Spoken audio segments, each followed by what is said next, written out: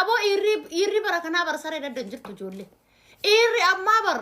baqba bar abba jedhamte yaamamti bar abbaan kooti fi irri amma tokko abbaan ammaati fi abbaan kan keenya tokko kan keenya abbaan mataatti nu baate jornaata rotto jete nu guddise kana amma ammoo kana sare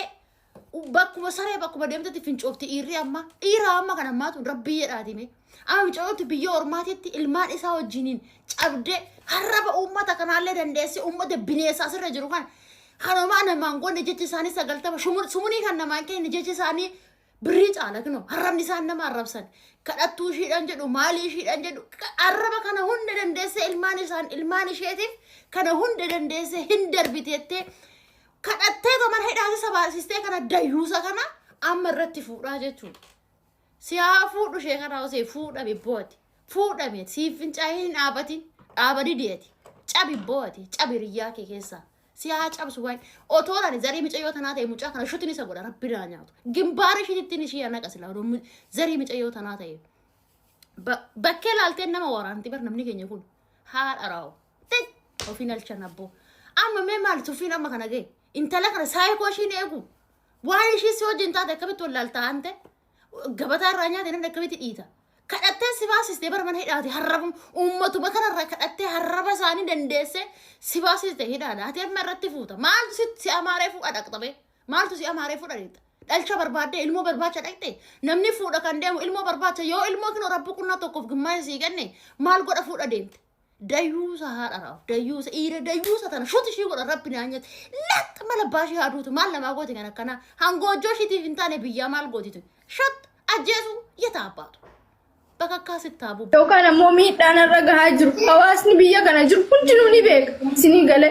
an akka biyyaatti simadhe akka firummaatti simadhe namni tokko dhimma kiiloo kiyya namatti illee nan lakkoofne waggaa 4 guutu haa ta'u namni kun ammoo abbaa ilmaan kiyyaati jedhee waliin rakkadhe sinii galee abbaa ilmaan kiyyaati jedhee waliin rakkadhe bu'aa bu'ii meeqa wajjin hin dabarse raawwanna inni anaaf ilmaan kiyya irratti raawwachaa ture warri liibiyaa mana hidhaa keessa jiran taarikaaniif ilmaan kiyya dabarsinee asiin geenye sinii galee ummanni liibiyaa keessa jiru nama akkasitti gochaa hin turre sinii galee hasiidan fuula keetti naqanaan jechaa ture kana hunda zarii isaatti mee zariin isaa marti dhagaanii jiran sinii galee ana wanti hanga onaa na gubaa kiyya naa beeka waggaa guutuu waggaa meeqa guutuu ilmoon kiyya arrafamte waan ani ittiin fayyadamne waan ani nyaanne waan ani dhuyne sinii galee gana arraba miidiyaa danda'a tumaa isaa danda'a cinkii ilmoo kiyyaa danda'a cinkii kiyya danda'a gaafa namni mucattiin maraattuudha bar sammuu hin qabdu gaafa naan maraadheeti miti hankaayyoo ilmaan kiyyaan na maraachaa ture malee namni kun abbaa ilmoo kiyyaati jedhee obsaatan hin ture aarsaa kana hunda ilmaaniif isaa qabalee har'a inni ilmoo kiyya badheetti darbee akka ilmoon kiyya zarii hin qabneetti jechuudha. Boru isaan akka anduu barbaadani andu'ee ilmaan kiyya kana narraa fudhachuu barbaadani sinii galee garuu laakiin rabbiin kiyya nakaasee asiin naga'e kabajaa keessaniif ani obsee ammoo aarsaa dubartii ilmoo ofiitiif yookaan ammoo bultii ofiitii kabaltu kaffalaan ture har'a garuu inni ani dubartii akka keetii maaxaniin isii ciccittee sibiilli garaa keessa jiru homaayyuu naan gootu naan jedhe ani ilmoo kiyyaaf jecha sibiila garaa kiyya keessa jiru hawaasni oromoo biyya kana jiru hundi isaatu ni beeka sinii galee ganaa miidiyaa irrallee ba'ee dura maqaa baay'ee nabbaas har'a anaaf ilmaan kiyya ba'eetti nu gatee isinii galee mana ijaarrate qabeenya uummanni oromoo na gargaareen bultii itti ijaarrate an bultii sanaa miti kan na gubu jiru miidhaa ilmaan kiyya kaleessa miidhamte an miidhamee badii isaa iimeelii faayil nambarii nu dhorkate iimeelii nuti ispoonsara ittiin galfanne nu dhorkate hin kennu jedhe warra ispoonsaraatiin bilbilee ispoonsara san kaansil godhaati maallaqa kiyya naa ergaa jedhe. Isatu jedha? Eeshi. Biyya kanallee dhufuu hin danda'u naan jedhe. Ammallee makiinaa tokko jirti makiinaa sanillee na duuba gurguraati maallaqa naa ergaa jedhe. Ani dhimmi ilmaanii nan galchuu ilmaan kana akka feetetti guddifadhu sillee ijoolleellee jireenya kiyya keessaa baasee jira. Jireenya kan kee dhuunfaa jiraadhu naan jedhe Amma abbichi jechuun gaafa dhiifama godhate namtichi jechuun abbichi ispoonsara dura isinii ta'eeti akka ijoollee maqaa isaatiin jirtu akka dhimmi kee marti maqaa isaatiin walii hidhannaa qabu beeku kuni dhimma kan kee rakkoo kan kee kan akka ijoollee kana kophaa guddistu akka ijoollee kana keessa ati biyya kana keessa rakkattu hin beeku.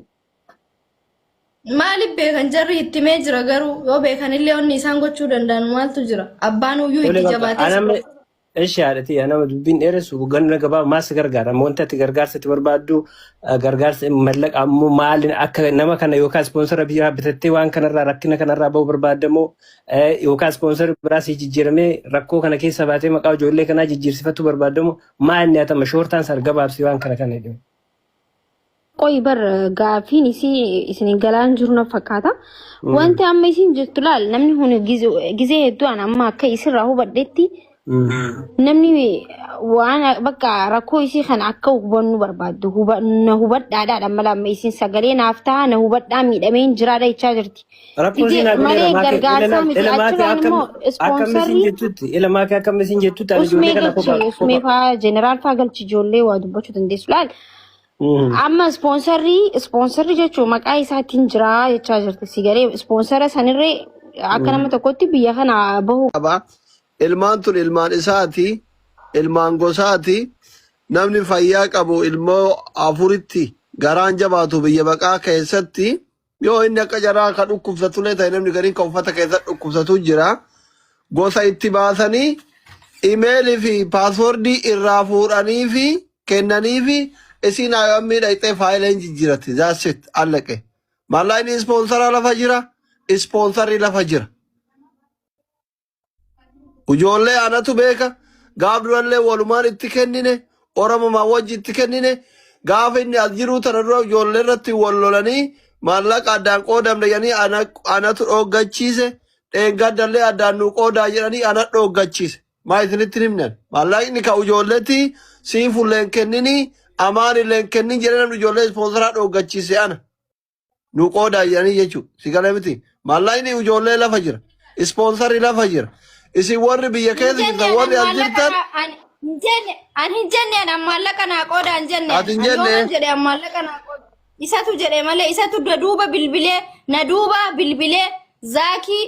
zaakii mucaa jedhamutti bilbilee maallaqa kiyya kaansil godhaa na ergaa jaraa dubbii fixanii dhagayan anumaa wanni an beeku hin jiru makiinaa sanillee na duuba gurguraa na ergaa jechaa ture gurguranii erguudhaafif yaalii guddaa gochaa turan garuu hin danda'amneef malee. Ani kanan jedhu warrumti dhiirotaa kuni kophee miila keessanii seetammoo qabattoo zaqqii keessanii surree keessanii seetammoo kan moo sammuu keessan kanatu qorqorroo ta'e magganaanya ta'e maggaanya sin keessa jira hojjechuu dadhabdammoo sammuudhaani kasin torbanitti dubartii biraati irratti gaafa ilmoo irraa argattan ilmoo isa wajjin gattanii gaafa darajaa gaariirra geechan darajaa sanirraa ishii lafaan dhooftanii dubartii irratti qoostan kun isin maa eenyu isini. Hande moo sammuu keessan cinqillaati kanatu hojjenne qorqorroo ta'ee ta'u viidiyoo kiyya kana hundi keessanuu sheerii koppiliink reepoosti godha dhugaa rabbi jechuudha dhugumatti yoo obboleettii qabaatte dhugumatti yoo gatii shamaraa sitti dhagaame haa obboleettii haadha qabaatte haadha hin qabdan bira dhaabbadha hinde har'a ishiin ikkoo kunemma ikkoo waaqayyoon rabbiinillee walitti bu'ee bara. Akkamitti walitti bu'ee hoo jette kennaa ilmaan kana bakka tokkotti kennee fi namaa miti kan kenne waaqayyoon rabbii sii kenne bofa immoo beekatu miila dhoowwata jedhanii beekatu immoo kaayiroo san keessatti hidhamtee turte gisee ati hidhamtu kana daa'ima kana baattee odoo daa'ima takkitti miti jedhana ilmaannan afur baattee ofii madaa qabdi madaa har'a immoo ittiin deebitee sii sibiilli kukkute tana sii shibooshi keessa jiru kana sii maali nan godha jettaan obboleessoo maal kattooftan akkanatti hindee. Ganda qaba gandaan gad deebisaa gosa qaba gosaan gad deebisaa mucaa kana hindee maal jechan taane darbata bakka san taa'ee